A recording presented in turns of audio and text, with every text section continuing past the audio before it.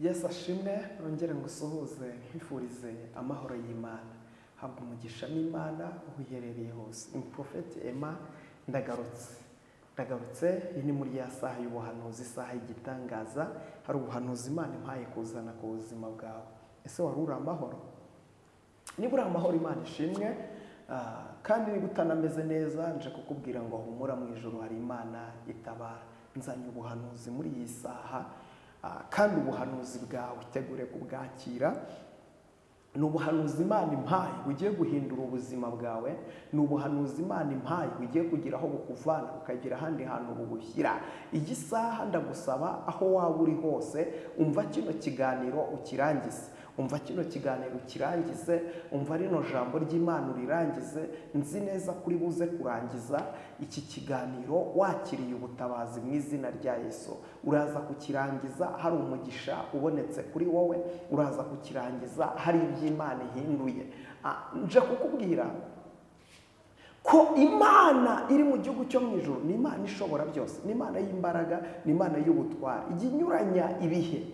Ijambo ryo ryaravuze ngo Imana yimura imisozi, ikimura imisozi itabimenye, imisozi ikimuka ikava aho yari iri ikajya ahandi. Imana y'amahoro itugirire neza. Rero ndagusaba ikintu kimwe, ndagusaba kubaha Uwiteka. Ijambo ryambwiye ngo abiringiye Uwiteka bo bameze nk'umusozi witwa Siyoni. Uyu musozi ngo ntubasha kunyeganyezwa, ahubwo uyu musozi uhora uhamye iteka ryose. Rero nkuzaniye ubuhanuzi bukubwira ibigiye kuba. Imana itugirire neza. Ni ibintu Imana igiye gukora mu mezi agera kuri 4 ari imbere. Ndavuga ukwezi kwa 9, ukwezi kwa 10, ukwa 11, ukwa 12. Ni amezi agera muri 4. Imana itugirire neza. Imana igiye gukoramo ibyo bintu. Aya mezi 4 ni ubuhanuzi nzanye ku buzima bwawe. Aya mezi 4 uyandika ahantu. Imana iri mu gihugu cyo mu ijuru igiye gukora agashya. Imana itugirire neza. Igiye gukora agashya. Ni ubuhanuzi Imana impaye nzane ku buzima bwawe. Byumve witonze. Ni ubuhanuzi ukwiriye kumva witonze, ukabwumva utuje, ukabwumva uri ahantu hatuje. Imana y'amahoro itugirire neza kandi ukabwakira. Hamaze iminsi abantu barimo barira, insengero zirafunze, kandi koko zirafunze. Ariko kuba zifunze ntabwo Imana ifunze. Imana itugirire neza. Imana ntifunze. Cyo niryo tangazo rya mbere nabanza kuguha. Imana iracyakora. Iyaremye isi n'ijuru iracyakora. Imana ivuga bikaba, yategeka bigakomera. Biriya bafunze n'inyubako, ariko urusengero rwo mu mutima rurafunguye ndetse rurarangaye. Imana itugirire neza. Cyetse niba udashaka gusenga warasenze ubura iki? Imana itugirire neza. Urusengero rwo mu mutima rurarangaye, rurakinguye. Ziriya n'inyubako, ni inzu bakinze. Ni Imana ibera hose icyarimwe, sibyo? Uretse ko abantu baraguye mu mitima. Abantu baraguye mu mitima. Mperutse gusenga Imana irambwira ngo mwana wanjye nditaba ntikarame. Imana irangije irambwira ngo waroye. Ndangije ndareba, ngiye kubona nkabona abantu benshi bameze nk'abasinzi. Imana itugirire neza. Abantu bameze nk'abasinzi, abantu barasinze. Imana itugirire neza. Imana itugirire neza. Abantu bafashwe n'isindwe, abantu Imana yagiriye neza ibaha amahoro, ibaha umunezero. Abantu babona amahoro barayasinda. Imana itugirire neza. Ariko ukunda Imana niwe umenywa nayo, sibyo? Rero ukunda Imana niwe umenywa nayo. Uw'Imana ikunda iramucyaha ikamukebura. Imana rero irambwira ngo nze mbabwire ngo iracyari y'Amana. Iracyari y'Amana, ivuga bikaba, yategeka bigakomera. Insengero zirafunze. Abantu benshi urareba batera amapasiteri amabuye, babatera ngo noneho buriya muraza kubaho gute? Mva nkubwira inshuti yanjye, umuntu Imana yahamagaye n'ubundi ntabeshwaho n'abantu. Imana itugirire neza. Ntabwo abeshwaho n'abantu. Imana itugirire neza. Umva, niba hari n'uwo wigeze ubeshaho, ntabwo wamubeshejeho kuko ubishaka. Imana itugirire neza. Wamubeshejeho kuko Imana yagukoresheje, sibyo? Ijambo ry'Imana rirambwira ngo icyakora muzahabwa imbaraga Umwuka Wera nabamanukira. Imana itugirire neza. Rero ntabwo we wabeshaho umuntu, sibyo? Ntabwo we wabeshaho umuntu. Nawe ubwawe nturibeshaho, ariko ngo hari uwo wabeshejeho. Oya. Ahubwo twebwe amasengesho dusenga atungisha benshi. Amasengesho dusenga yakomeje benshi. amasengesho dusenga hari abo yahagurukije, amasengesho dusenga hari abo yakuye mu kabari, amasengesho dusenga hari abo yakuyeho imitwaro. Rero uyu munsi niba uri umukozi w'Imana nyirizina, ukaba ubizi neza ko wahamagawe n'Imana, utari babandi bakazitereyemo. Hari abantu bakazitereyemo bakaba batazi iyo biva n'ibyo bijya, barahamagawe n'inda. Hari abakozi b'inda atari abantu b'Imana, ikindi hari n'abo usanga ari abakozi atari abantu. Imana itugirire neza. Buri mbere yo kuba umukozi w'Imana banza ube umwana w'Imana. Sashimwe cyane. Umwana w'Imana se n'iki yaburira mu rugo kwasa? Umwana w'Imana se n'iki yaburira imbere y'Imana? Nta na kimwe. Haleluya. Nta na kimwe. Mbere ya byose banza ube umwana. Numara kuba umwana w'Imana, ntabwo azacogozwa n'incamugongo, abazimubwira nibo bazagwa, abanzi be bose nibamugarura mu nzira yahisemo ijya mu ijuru, abanzi be bose nibamugarura mu nzira yahisemo ijya mu ijuru. Mwamujya undindisha umwuka wawe, mbone kuzaragwa kubaho iteka. Have wabwoba we nimunyihorere, ndamaramaje pe kujya mu ijuru. Have wabwoba we nimunyihorere, ndamaramaje pe kujya mu ijuru. Uwabatinyutse ibyago byose nazakurikire umwami Yesu, ntacyamurekesha iyo migambi ye yo guca mu nzira ijya mu ijuru, ntacyamurekesha iyo migambi ye yo guca mu nzira ijya mu ijuru. Mwamujya undindisha umwuka wawe, mbone kuzaragwa kubaho iteka. Have wabwoba we nimunyihorere, ndamaramaje pe kujya mu ijuru.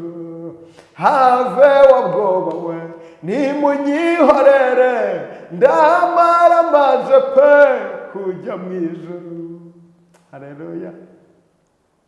Ngo ntabwo azacogozwa n'incamugongo, ngo abazimubwira ngo nibo bazagwa, abanzi be bose nibamugarura mu nzira ahisemo ijya mu ijuru. Imana y'amahoro itugirire neza. Mwamujya undindisha umwuka wawe, mbone kuzaragwa kubaho iteka. Oh, haleluya. Have wabwoba we nimunyihorere, ndamaramaje pe kujya mu ijuru. Haleluya. Imana ishimwe. Have wabwoba we nimunyihorere, ndamaramaje, ayiwe, ndamaramaje kujya mu ijuru. Imana y'amahoro itugirire neza. Have wabwoba we nimunyihorere, nge ndamaramaje. Rero umuntu wahamagawe n'Imana ntabwo acogozwa n'incamugongo. Sibyo? Niba warahamagawe n'Imana ntabwo incamugongo zizagucogoza. Warahamagawe n'Imana ntabwo uzacogozwa nk'insengero bazifunze, ngo bavuze ngo ntizizongera gufunguka. Oya, oya. Biriya ni inyubako nyine, ni inyubako bazifunze. Ariko wibuke ko umubiri wawe ari urusengero rw'Imana. Wibuke gukora iby'Imana ishaka. Shaka ibyo umwami ashima. Azaza ntabwo azatinda. Mwami Imana azaza ntabwo azatinda. Uzaza we ntabwo azatinda. Ni Imana ikiranuka muri byose. Ni Imana ivuga bikaba, ndetse Imana yategeka bigakomera. Ni Imana yihagije. Ni Imana y'inyembaraga. Ni Imana ifite ubutware n'ubushobozi. Nta wayiringiye ujya ukorwa n'isoni, nta wayiringiye ujya umwara. Sibyo? Rero shaka ibyo umwami ashima.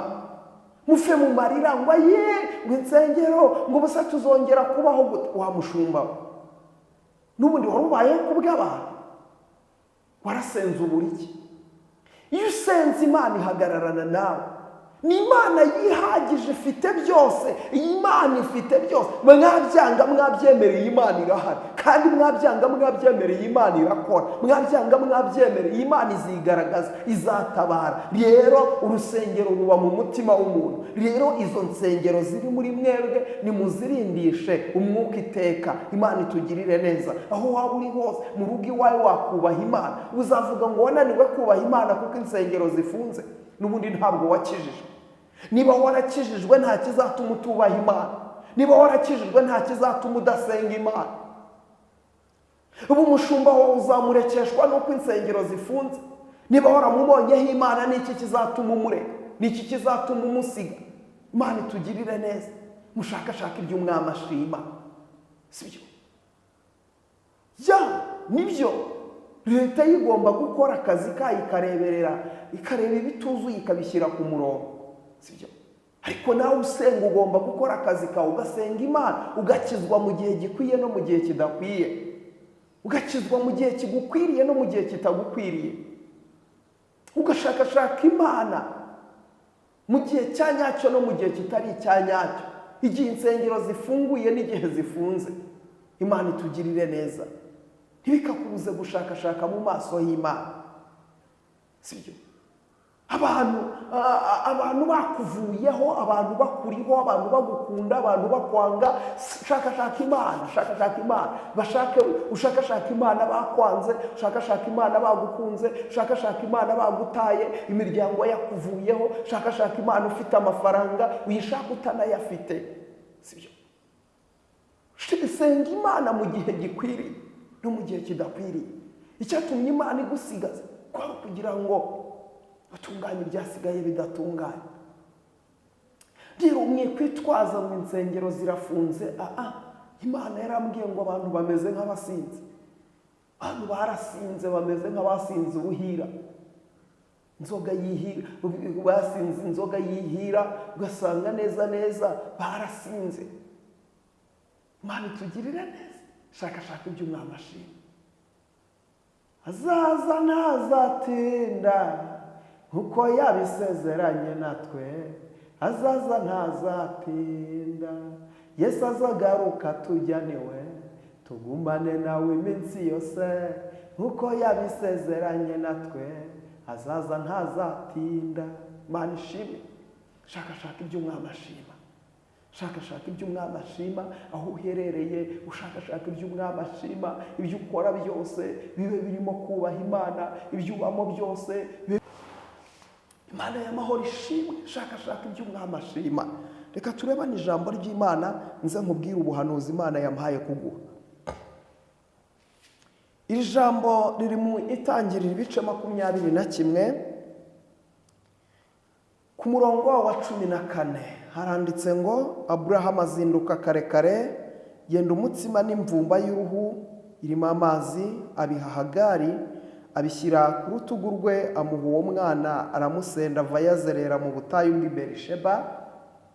Yamvumbishiramo amazi, arambika umwana munsi y'igiti cyaho, aragenda yicara amwerekeye, amuhaye intera nk'aho umuntu yarasa umwambi, kuko yibwiraga ati ne kureba umwana wanjye apfa. Yicara amwerekeye, atera hejuru ararira. Imana yumva ijwi ry'uwo muhungu. Marayika w'Imana uri mu ijuru ahamagara Hagari, aramubaza tubaye ute? Hagari witinya, kuko Imana yumvise ijwi ry'uwo muhungu aho ari. Haguruka byutsa umuhungu, umufate mu maboko, kuko nzamuhindura ubwoko bukomeye. Imana imuhumura amaso, abona iriba, aragenda avoma amazi yuzuye yamvumba, ayaramiza umuhungu we. Nuko Imana ibana n'uwo muhungu, arakura atura mu butayu, aba umurashe. Imana y'amahoro itugirire neza. Izina ry'Uwiteka nirishimwe. Imana yampaye rino jambo, ariko impa n'ubuhanuzi nkuzaniye none kugira ngo mpanure ku buzima bwawe. Imana y'amahoro itugirire neza. Imana iri mu gihugu cyo mu ijuru yambwiye ngo mbabwire ngo iki ntabwo ari igihe cyo gusinzira, yemwe abasinziriye mwe. Ubu buhanuzi nubwumva ubwakire. Iki ni igihe cyo kugira ngo ushakane Imana umwete, kandi nushakane Imana umwete uzayibona byanze bikunze, nta kabuza Imana izagaragara ku buzima bwawe. Abantu benshi bameze nk'abasinze. Imana itugirire neza. Rero ni akayungiro karimo karayungurura, akayungirizo ko kuyungurura karimo karanyuramo.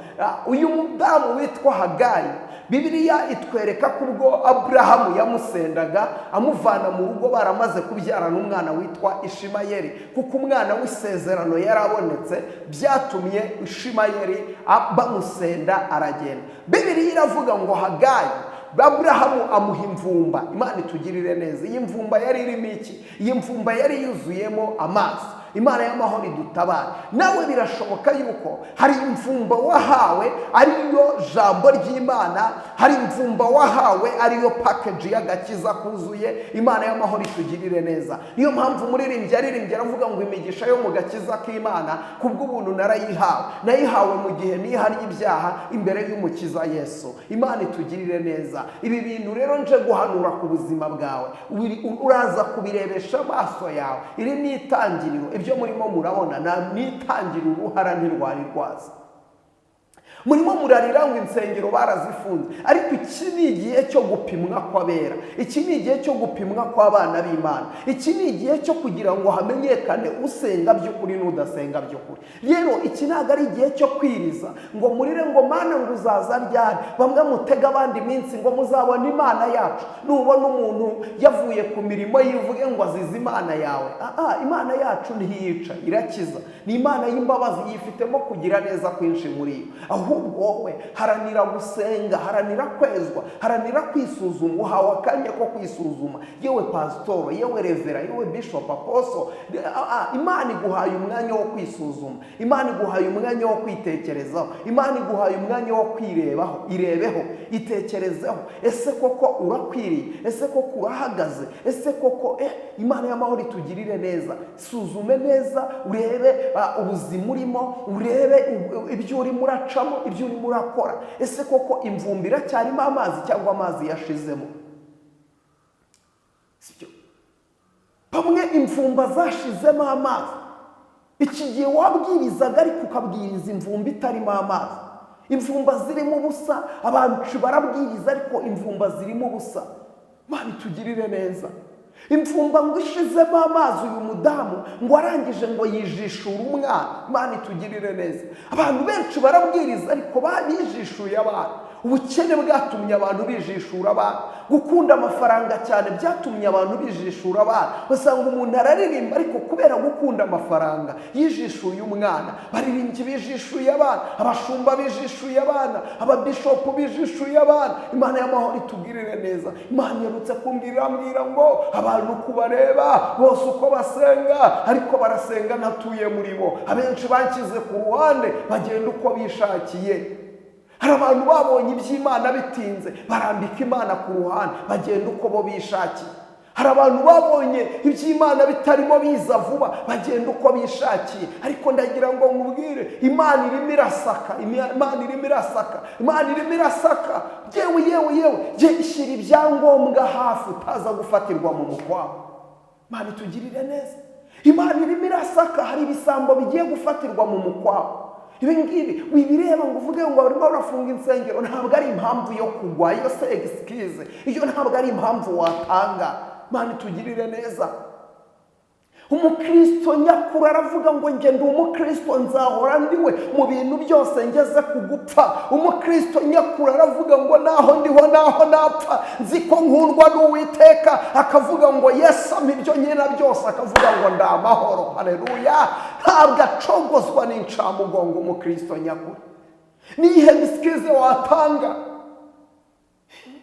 ngo bafunze insengero ngo niyo mpamvu wabaye indaya? Bafunze insengero niyo mpamvu wabaye umusinzi? Bafunze insengero niyo mpamvu wahise ukuramo inda? Bafunze insengero niyo mpamvu wahise usenya urugo? Bafunze insengero niyo mpamvu wahise ushinga akabari? Wari umupagani, ntiwari ukijijwe. Sibyo? Ubwambure bwa benshi bugiye kujya ku karubanda.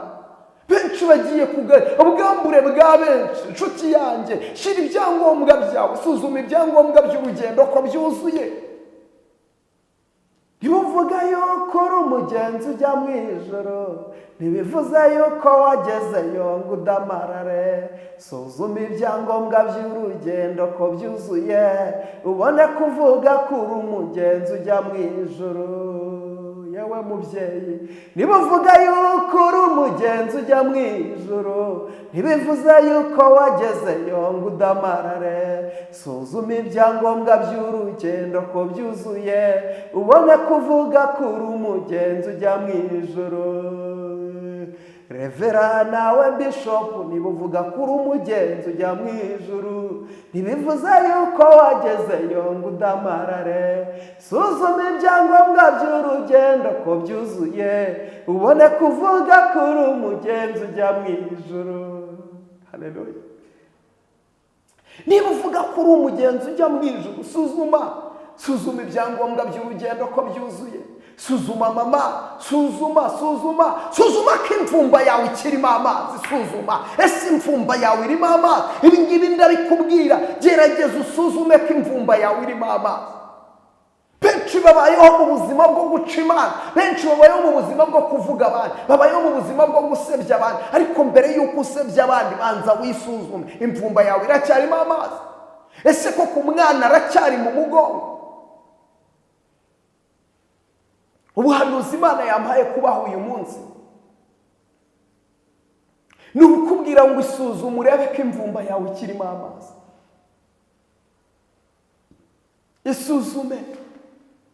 Isuzume urebe ko imvumba yawe ikirimo amazi.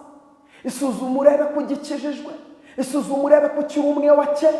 Benshi bijishuye abana, barasenga ariko abana barabijishuye. Imana itugirire neza. Benshi bijishuye abana, agakiza barakarambitse, agakiza kazima baragataye, bafite fotokopi, baragenda ariko baragenda ari ibihuhwe. Abantu baragenda ari ibihuhwe. Imana itugirire neza. Wavuga gute kukijijwe ariko ukishimira ko mwene so bamufungiye urusengero? Wakwishimira ute kukijijwe ariko ukabona hari uwasigaye batamufungiye, ukarira ijisho rimwe ngo na ruriya ni mu rufunge? Uri umugambanyi, ubaye umugambanyi wo mu bwami bwa so. Ariko impamvu ni uko uri umukozi utigeze uba umwana. Iyo uri umwana ntugambanira abandi. Imana itugirire neza. Deni Imana yambwiye ngo iri ni isaka, iri ni isuzuma. Hari abantu barimo barashungurwa. Benshi mugiye kubona ubwambure bwabo. Hari abo mwari muzi ko bahagaze ariko bagiye kugaragaza imyambaro bambaye iyo ariyo. Benshi bari bambaye imyambaro y'imyera ariko bayambariye ku yindi iri imbere y'ibizinga. Rero hari abagiye kwiyambura uwo mwambaro bagaragaza abo bari bo banyabo. Ntazakubeshye ngo akubwire ngo nuko bafunze insengero ngo niyo mpamvu yagiye mu gutega kabindani. Ntazakubeshye ngo niyo mpamvu yashinze akabari. Uyu munsi uwo washinze akabari ni wari we wanyawe. Yungu wagiye gusambana ni wari we wanyawe. Imana itugirire neza. Rero aya mezi ane yose muyasenge. Umuntu wese uzi ko mbere y'uko uyu mwaka ushira musenge, hari ikintu kigiye kuba kandi gikomeye. Ubu ni ubuhanuzi bwandike bushyira ahantu, bukire ku nkingi y'umutima wawe. Mugiye kubona benshi bakozwe isoni, mugiye kubona benshi bambika ubusa, mugiye kubona benshi bagiye gushyirwa ku karubanda. Kubera iki? Imana ihaze kwibagirwa kw'abantu. Ihaze kwibagirwa kw'abantu. Imana iri mu gihugu cyo mu ijuru yabagiriye neza ariko abantu baribagiwe. Abantu bibagiwe gushima Imana. Abantu bibagiwe guha Imana icyubahiro. Icyubahiro cy'Imana cyose murakijyana. Abapoteri icyubahiro cy'Imana mwajyanye. Abarevera ibyubahiro mwarabyihaye. Amatitire mwarayazamuye. Imana yabagiriye neza. Mwubaka inda zanyu, mwubaka inzu y'ibitabashwa, mwibagirwa kubaka ubwami bw'Imana. Ariko Dawidi aravuga ngo ngambiriye kubakira Imana inzu. Imana y'amahoro itugirire neza. Ese koko birakwiye ko muba mu mazu meza ariko Imana yacu yikaba mu nzu iri aho ngaho y'umusaka? Musengerero cyane. Imana y'amahoro iraje. Umwami Imana araje ariyiziye. Ubu buhanuzi burihuse burasohoye. Benshi bagiye gupfa kandi bagiye gupfa nabi. Benshi bagiye gupfa kandi bagiye gupfa bakindutse. Hari abagiye gukorwa n'isoni kandi hari abagiye gufungwa. Benshi kandi bafungirwa ibyaha bigaragara kandi bifatika. Satani agiye gukoresha benshi bijandike mu byaha. Ndiro mube maso musenge kugira ngo umwami Imana aze kubana n'abantu bayiwe. Rero shaka Imana mwete, winginga umwami Imana nawe ntazabura kuza Imana iguha umugisha. Ndagira ngo ubwire ngo Uwiteka kwishimire. Mana ndagushima kuri Imana ivuga bikaba, ndagushima kuri Imana ibanye nanjye muri iri jambo. Nkundira umuntu wese warunkurikiye, umuha umugisha, umwambike imbaraga. Iri jambo rigira ububasha ku buzima bw'umuntu uwo ari we wese wari uri kumva buno buhanuzi. Ngaho uganza kandi utegeke. Urakoze Kristo, amen. Imana y'amahoro ibaha umugisha, Imana y'amahoro ibagirire neza, kuboko kwiza kw'Imana kuboneke kuri mwebwe. Ubuhanuzi bwo burakomeza hano kuri Prophete Emma. Ubuhanuzi bwo muzajya mugumya kubukurikirana, ibiganiro byinshi byo kubohoka, ijambo ry'Imana, amasengesho, muzajya mubibona hano kandi Imana izabagirira neza. Niba utari wakora subscribe uyikore kugira ngo tujye tubasha kubana mu biganiro byacu bya buri munsi, tubane umunsi ku munsi. Reka nkubwire ngo Imana ikurinde, Imana ikwishimire, reka nkubwire ngo shalom.